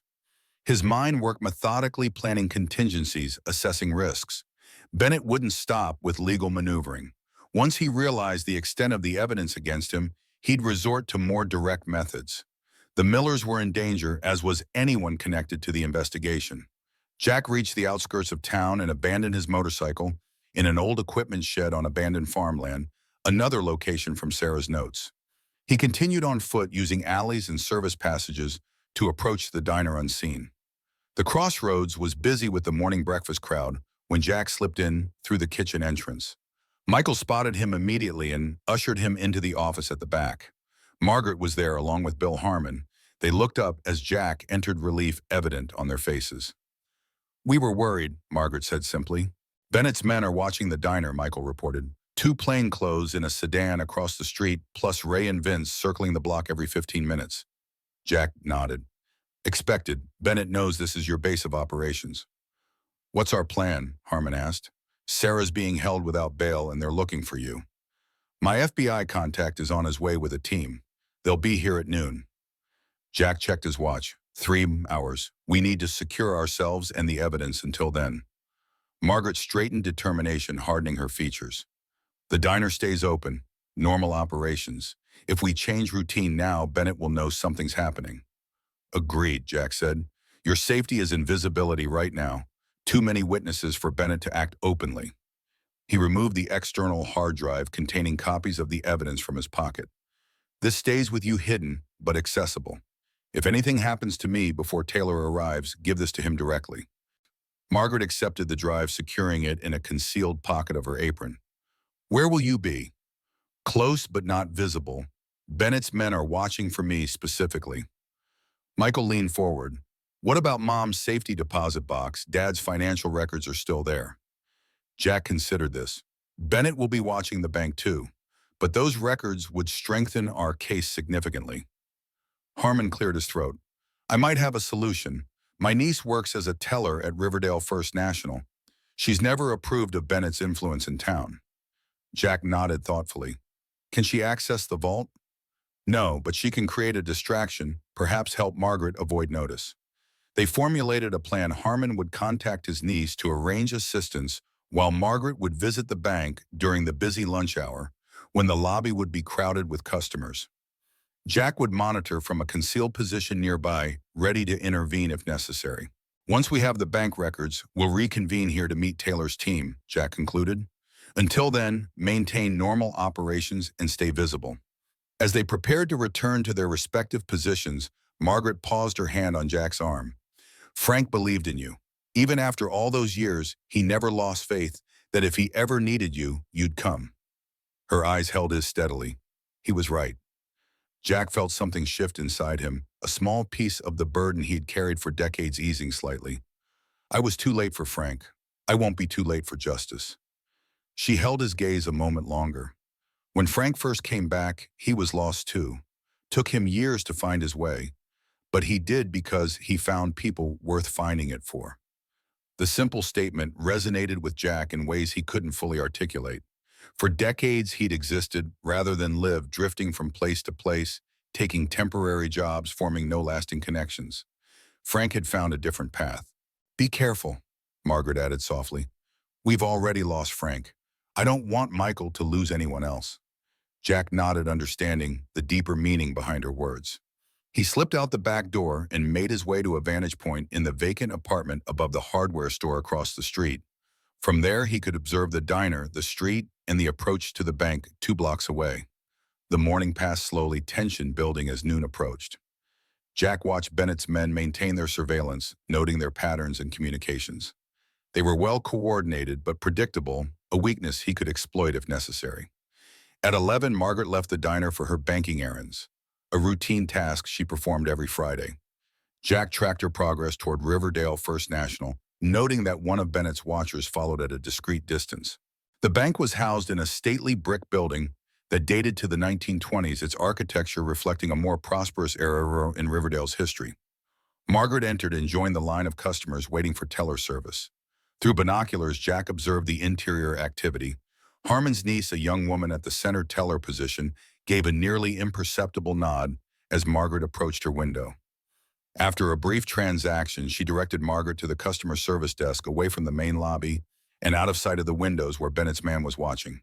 20 minutes later, Margaret emerged, her expression carefully neutral as she returned to the diner. The watcher followed, apparently satisfied that nothing unusual had occurred. Jack returned to the diner at 11:45, using the delivery entrance to avoid detection. In the office, Margaret was waiting, a slender envelope in her hands. "I got it," she said without preamble. Frank's documentation of every financial transaction between Bennett's companies and the bank over the past 3 years. Loan approvals that violated banking regulations, preferential interest rates, foreclosures on properties Bennett later acquired. Jack examined the documents quickly, noting their significance.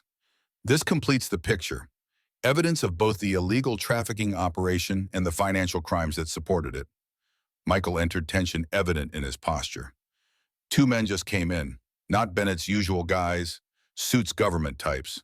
They're asking for you by name. Jack's instincts sharpened. Early federal response or Bennett's contacts in state government? How do we know? Margaret asked. We verify, Jack said, removing his phone. He stepped to the office window, observing the newcomers through the partially open blinds. Two men in dark suits, professional bearing, scanning the diner with practiced efficiency. Jack dialed Taylor's number. When he answered, Jack asked simply, "Did you send an advance team?" "Negative." Taylor responded immediately.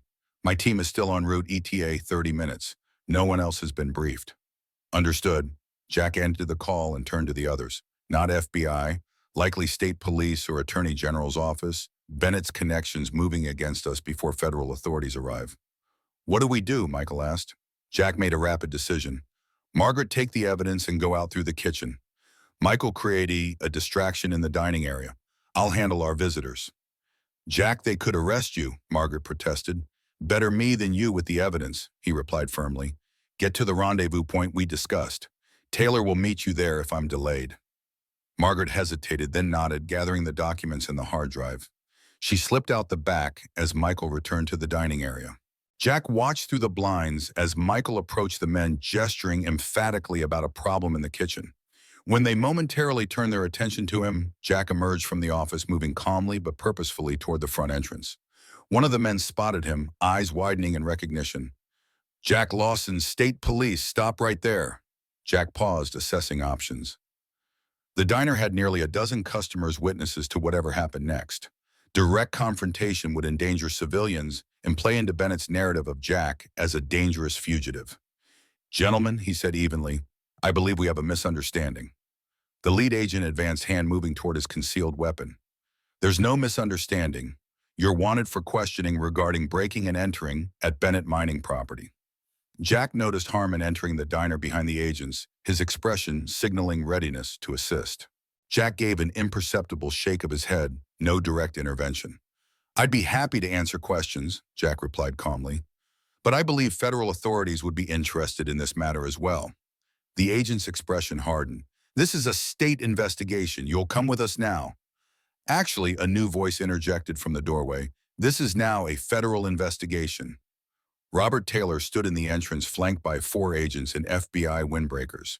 In his 60s now, Taylor retained the commanding presence that had distinguished him throughout his career. Silver-haired, broad-shouldered, with penetrating eyes that missed nothing. Federal Bureau of Investigation, Taylor announced, displaying credentials. We're assuming jurisdiction in this matter, effective immediately. The state agents hesitated, clearly unprepared for federal intervention. The lead agent recovered quickly. We have valid warrants for Lawson's arrest on state charges, which are superseded by our federal investigation, Taylor replied smoothly. He approached, lowering his voice.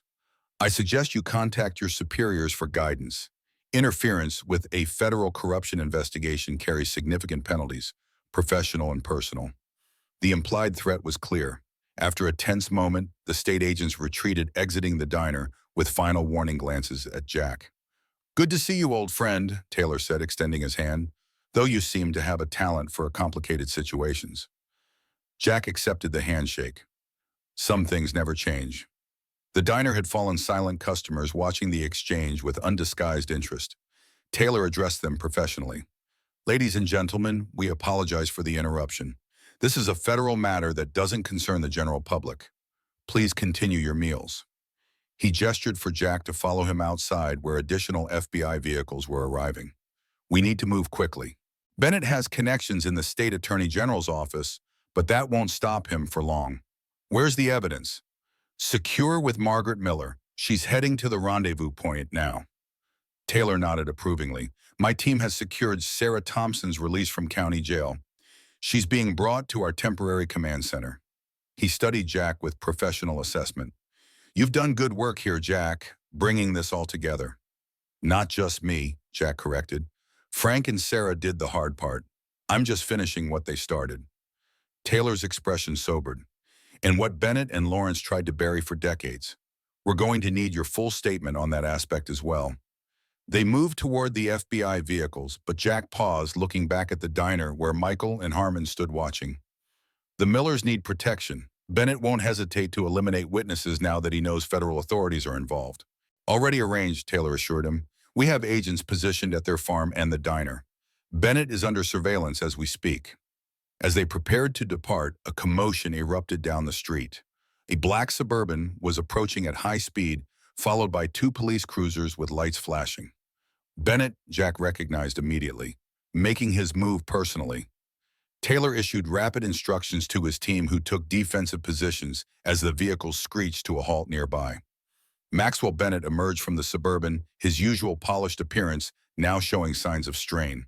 Sheriff Donovan and several deputies flanked him, creating an unmistakable confrontation. "This is local jurisdiction," Donovan announced loudly. "We have outstanding warrants for Lawson's arrest." Taylor stepped forward, federal authority evident in his bearing. "This is now a federal corruption investigation, Sheriff. Your jurisdiction has been superseded." Bennett moved forward, his facade of civic respectability cracking under pressure. "This is outrageous. Lawson is a fugitive, a trespasser who broke into private property and stole corporate documents." "Mr. Bennett," Taylor replied evenly, "I suggest you contact your attorney immediately. Federal agents are currently executing search warrants at your mining facility, corporate offices, and private residence." Bennett's face paled visibly. "You have no right, no authority.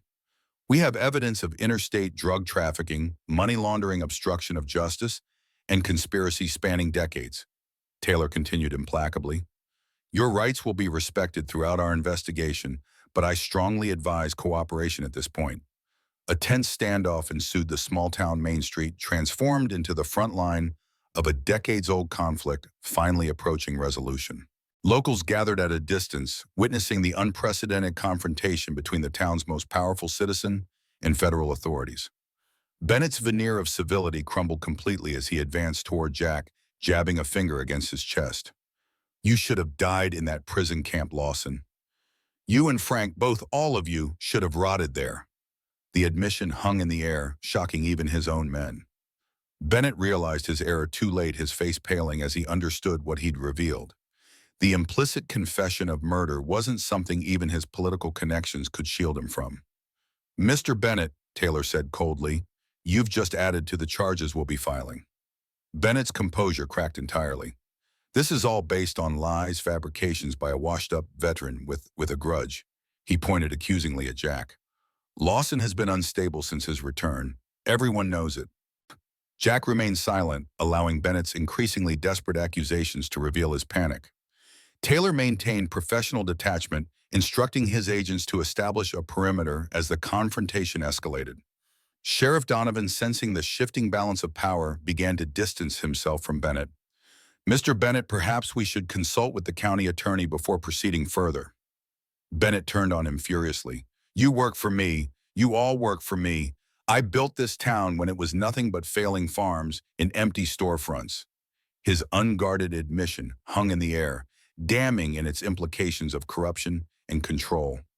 Onlookers murmured, many recording the scene on cameras and early mobile phones. Taylor nodded to his agents. "Mr. Bennett, you are under investigation for multiple federal crimes. I advise you to exercise your right to remain silent until your attorney is present."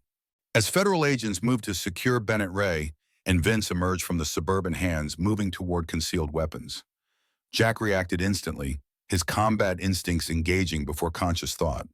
He intercepted Vince with a precise strike to the solar plexus, disarming him in a fluid motion that belied his age. Taylor's agents subdued Ray simultaneously, preventing potentially deadly escalation. The confrontation ended as quickly as it had begun. Bennett, his security personnel, and Sheriff Donovan were taken into custody for questioning. Federal agents established control of the scene with professional efficiency, securing vehicles and collecting preliminary evidence. Jack stood amid the activity, experiencing the strange disconnection that often followed combat situations, the sudden transition from imminent danger to relative safety. Taylor approached respect evident in his expression. Old habits, Jack said simply. Some habits are worth keeping, Taylor replied. We need to move to the command center now. Margaret Miller is waiting with the evidence. They drove to the temporary FBI headquarters established at the county municipal building, neutral territory, outside Bennett's direct influence. Inside, the operation was fully underway.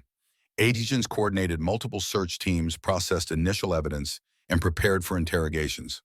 Margaret Michael and Sarah Thompson were waiting in a conference room along with Bill Harmon. The evidence they'd gathered was spread across the table: the computer files, Frank's financial records, the documentation of Bennett's illegal activities. Federal technicians were already processing the materials, creating secure copies, and establishing chain of custody. Bennett's in custody, Jack announced as they entered. It's happening, all of it. Sarah's composure finally broke, tears streaming down her face. I knew this day would come. Frank never lost faith that the truth would eventually emerge. Because of his persistence, Jack acknowledged. And your courage. He never stopped fighting even when the rest of us had moved on. Taylor joined them, bringing updates from the various search operations. The mine facility is exactly as you described. We've seized significant quantities of narcotics cash and documentation. Bennett's corporate headquarters yielded additional financial records consistent with money laundering operations. He turned to Margaret. Mrs. Miller, the financial documentation you provided is particularly valuable. It establishes clear patterns of banking violations and connects Bennett's legitimate businesses to his criminal enterprises. Margaret nodded solemnly. Frank always believed in keeping records. Paper trails don't lie, he used to say. What about Lawrence? Jack asked. The judge. Taylor's expression tightened. We've dispatched agents to secure him for questioning. The evidence connecting him to Bennett is compelling. It's not about personal vendettas, Jack clarified. It's about establishing the origin of the conspiracy that continued to the present day. About honoring the truth of what happened to Frank. Taylor nodded, understanding. Your formal statement will be crucial for that aspect. When you're ready. For the next several hours, Jack provided detailed testimony, the history with Bennett, the suspicious circumstances of Frank's death, the discovery of the trafficking operation, and Lawrence's involvement in the conspiracy. Ray and Vince have turned state's evidence, Taylor announced as evening approached. Apparently, they drew the line at killing Frank. They've provided detailed statements about their role in forcing his vehicle off the road. And Donovan, Jack asked. The sheriff is cooperating, fully claiming Bennett misled him. His future depends on how convincing federal prosecutors find that story. Taylor's expression suggested he wasn't optimistic about Donovan's chances. Bill Harmon, who had been quietly listening, spoke up. I've been asked to serve as interim sheriff until special elections can be held. Despite his illness, there was new energy in the former lawman's voice. Might not have much time left, but I can at least help set things right. Michael, who had been quietly supportive throughout the day, finally spoke. What about my father's death? Will they be charged with murder? Taylor exchanged glances with Jack before answering carefully. The evidence strongly suggests Frank Miller was killed to prevent him from exposing the operation. Bennett and several associates will face conspiracy and murder charges based on the documentation you have provided and physical evidence from the accident scene. Margaret reached for her son's hand, tears glistening in her eyes. Frank would be proud of you, of all of us. As night fell over Riverdale, the small town buzzed with the unprecedented events of the day. Bennett, the powerful businessman who had controlled local politics and economics for decades, was in federal custody. His network of influence was unraveling as associates scrambled to distance themselves from the expanding investigation. Jack stood outside the municipal building, watching as lights came on across the town. For the first time in years, he allowed himself to feel a sense of completion, of promises finally fulfilled. Taylor joined him, offering a cup of coffee. You should know we found human remains at an abandoned section of the mine property. Forensics will confirm, but the initial assessment suggests they've been there approximately 6 weeks. Jack absorbed this confirmation of Eddie's fate with solemn acknowledgement. He deserves a proper burial, military honors. Already arranged, Taylor assured him. His service record will be amended to reflect his continued operations and ultimate sacrifice. They stood in companionable silence, two aging men who had carried the weight of their pasts long after others had moved on. What will you do now? Taylor finally asked. After all this is resolved. Jack had asked himself the same question throughout the day. For decades, he'd existed rather than lived, moving from place to place, taking temporary jobs, forming no lasting connections. The mission that had brought him to Riverdale had provided purpose, but its completion left questions about what remained. "I don't know," he admitted. "I haven't thought beyond this day for a very long time." Taylor nodded, understanding. "The Bureau could use your skills. Consultant work, perhaps. Your experience with this type of investigation is valuable." Jack considered the offer. "Maybe, but not immediately. There are other matters to attend to first." The following morning brought clearer perspective. Jack met with Margaret and Michael at the diner, which had reopened despite the extraordinary circumstances. The crossroads had become a gathering place for locals seeking information about Bennett's arrest and the federal investigation that had descended on their quiet town. "Business is booming," Margaret observed with grim humor as she joined Jack at a corner booth. "Nothing like a corruption scandal to bring in customers." Jack smiled slightly. "People are processing a significant shift in their understanding of their community. It's natural to seek connection during such times." Michael slid into the booth beside his mother, his young face showing the strain and relief of recent events. "The FBI says they'll be concluding the active investigation phase soon. Most of the agents will be leaving by the end of the week, though the case will continue at the federal level." "And Bennett?" Jack asked. "Transferred to federal custody in Cincinnati. The state charges have been superseded by federal indictments: drug trafficking, racketeering conspiracy, and murder." Jack nodded, satisfied that justice was proceeding. "Have they released Eddie's remains?" "Yes," Margaret confirmed. "Sarah is arranging a military funeral for next week. She asked if you'd be there." "Of course." Jack paused, considering his next words carefully. "I've been thinking about Frank's legacy, this diner, your future. Bennett's arrest doesn't immediately resolve the financial pressures his actions created." Margaret straightened, pride evident in her bearing. "We'll manage. The bank has already contacted us about restructuring our loan now that Bennett's influence is removed. And business is improving."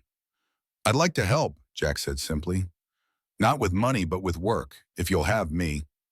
Michael looked surprised. "You want to stay in Riverdale?" "For a while, at least." Jack glanced around the diner at the photographs on the wall, the worn counter where he'd first encountered Margaret, the community that Frank had served faithfully. "Frank believed in this place, in the people here. I'd like to understand why." Margaret studied him thoughtfully. "The apartment above the garage is yours for as long as you want it, and we could use help with maintenance around here. Frank always handled those things." It was a simple offer, but Jack recognized its significance. Not charity, but opportunity.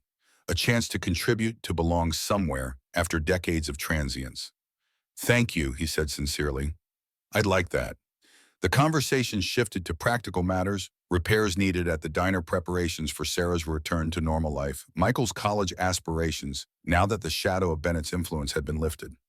Later that day, Jack rode his motorcycle to the cemetery where Frank was buried.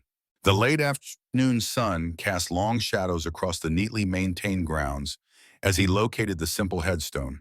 Frank Miller, 1946 and 1984, beloved husband, father, friend he served with honor. Jack stood silently before the grave, memories of their shared past mingling with more recent events. He removed from his pocket the St. Christopher medal Margaret had given him, Frank's protection during countless missions.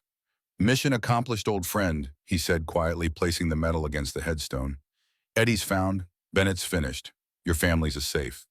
The simple ceremony brought unexpected peace, not the complete resolution of decades of guilt and regret, but a step toward acceptance of what could not be changed, in acknowledgement of what had been accomplished. The following spring, on Memorial Day, a special ceremony was held at Riverdale's Veterans Memorial. A new plaque was unveiled honoring Frank Miller and Eddie Thompson. The citation recognized their extraordinary courage and commitment to truth in the face of corruption and danger. The ceremony was attended by veterans from across the state, many learning for the first time about the decades-long fight against corruption that had ended in their quiet Midwestern town. The citation concluded with words that Jack had suggested, words that captured what Frank and Eddie had stood for. They never stopped serving, never stopped fighting for what was right. Their war didn't end when they came home, it just changed battlefields. As the plaque was unveiled, Sarah Thompson stood beside Margaret Miller, two women who had carried the weight of their husbands' missions long after most had forgotten. Jack stood behind them, his hand lightly touching Margaret's shoulder, a silent promise to both the living and the dead. A week later, Eddie Thompson was laid to rest with full military honors. Veterans from across the county attended, many learning for the first time the true story of his service and sacrifice. Jack stood beside Sarah during the ceremony, supporting her as the flag was presented. The rifles fired their salute and taps echoed across the hillside cemetery. "He never lost faith in you," Sarah told Jack afterward, "even when years passed without contact. He believed if the truth ever emerged, you'd be part of making it right." "I wish I'd known he survived," Jack replied, "that he came back." Sarah's expression held no accusation. "You both did what you could in impossible circumstances." He understood that. The funeral reception was held at the Crossroads Diner, now becoming a symbol of community resilience in the aftermath of Bennett's fall. Local business owners, farmers, and workers gathered to honor Eddie and to process collectively the revelations about the corruption that had influenced their town for decades. Jack observed the interactions with interest, noting how the community was already beginning to recalibrate, discussing new leadership for vacant positions, planning economic initiatives not dependent on Bennett's vision for the town. Robert Taylor approached, having attended the funeral in an official capacity. "The investigation is proceeding well," he reported quietly. "Lawrence has agreed to cooperate in exchange for consideration. His testimony will solidify the historical aspects of the case." "Good," Jack acknowledged, "though it's the present-day justice that matters most to the people here." Taylor nodded agreement. "The U.S. Attorney believes this case will result in one of the most significant corruption prosecutions in recent memory. Multiple jurisdictions, decades of operation connections to high-level officials. And Frank and Eddie will be recognized for their roles in exposing it." "Absolutely.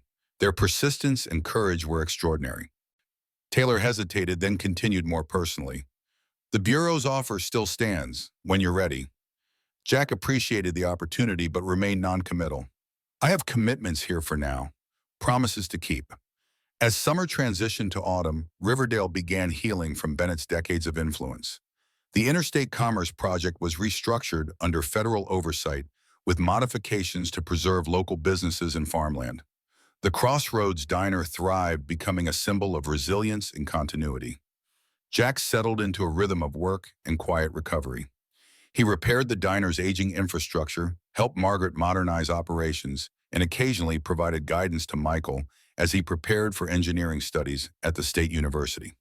On a cold February evening 6 months later, Jack stood beside Margaret as Michael received his first semester honors at State University's engineering program. The young man had Frank's intelligence and determination, now thriving away from Bennett's shadow. "He's going to design bridges that last a century," Margaret said proudly as they drove back to Riverdale through gently falling snow. "Frank would be proud," Jack replied, "of both of you." When they reached the farmhouse, Margaret hesitated before leaving the truck. "You know, when Frank first came back after being released, he was lost too. Took him years to find his way back to himself." Jack studied her face in the dashboard light. "How did he manage it?" "One day at a time," she answers simply. "And he wasn't alone." Her hand found his in the darkness, a contact both understood, required no rush, no definition. The next morning, Jack hung the photograph of the three young soldiers in its new place above the diner's counter, finally feeling worthy of his inclusion in the image. The road to redemption continued, but for the first time, Jack Lawson was no longer traveling it alone. In December, with the first snow falling across Riverdale, the federal prosecution of Maxwell Bennett concluded with multiple convictions and a 40-year sentence. The former Judge Lawrence received 15 years for his role in the conspiracy, his testimony helping secure convictions for others in the network. The evening the verdicts were announced, Jack, Margaret, Michael, Sarah, and Bill Harmon gathered at the diner after closing. No formal celebration, simply acknowledgement of a chapter finally concluded. To Frank and Eddie, Harmon proposed raising his coffee cup, who never stopped fighting for truth. They honored the toast silently, each reflecting on the journey that had brought them together. Later, as the others departed, Jack remained at the counter, studying the photograph of three young soldiers that still hung on the wall himself, Frank and Eddie, before the world changed them all. Margaret joined him, following his gaze to the image. "Sometimes I wonder how different things might have been if you'd all come home together. If there had been no betrayal." Jack considered this alternate history thoughtfully. Different, certainly, but not necessarily better. Frank found purpose here, building something meaningful, raising a family, serving his community. Eddie dedicated himself to exposing corruption that harmed thousands. Even in my wandering, I found my way back here when needed. And now, Margaret asked? Now I honor their example, Jack replied simply, by continuing the mission in my own way. Outside, snow continued falling on Riverdale, covering the town in clean whiteness, obscuring old boundaries and revealing new possibilities. Jack Lawson, who had spent decades running from his past, found himself for the first time looking toward a future with purpose. The road to redemption hadn't ended. Perhaps it never would completely. But Jack had found his direction at last, guided by the examples of brothers in arms who had never stopped fighting for what mattered, even when the battle seemed unwinnable. In that continuation, that commitment to finish what others had started, Jack found something he had thought lost forever after his years of captivity and wandering. Not just purpose, but home.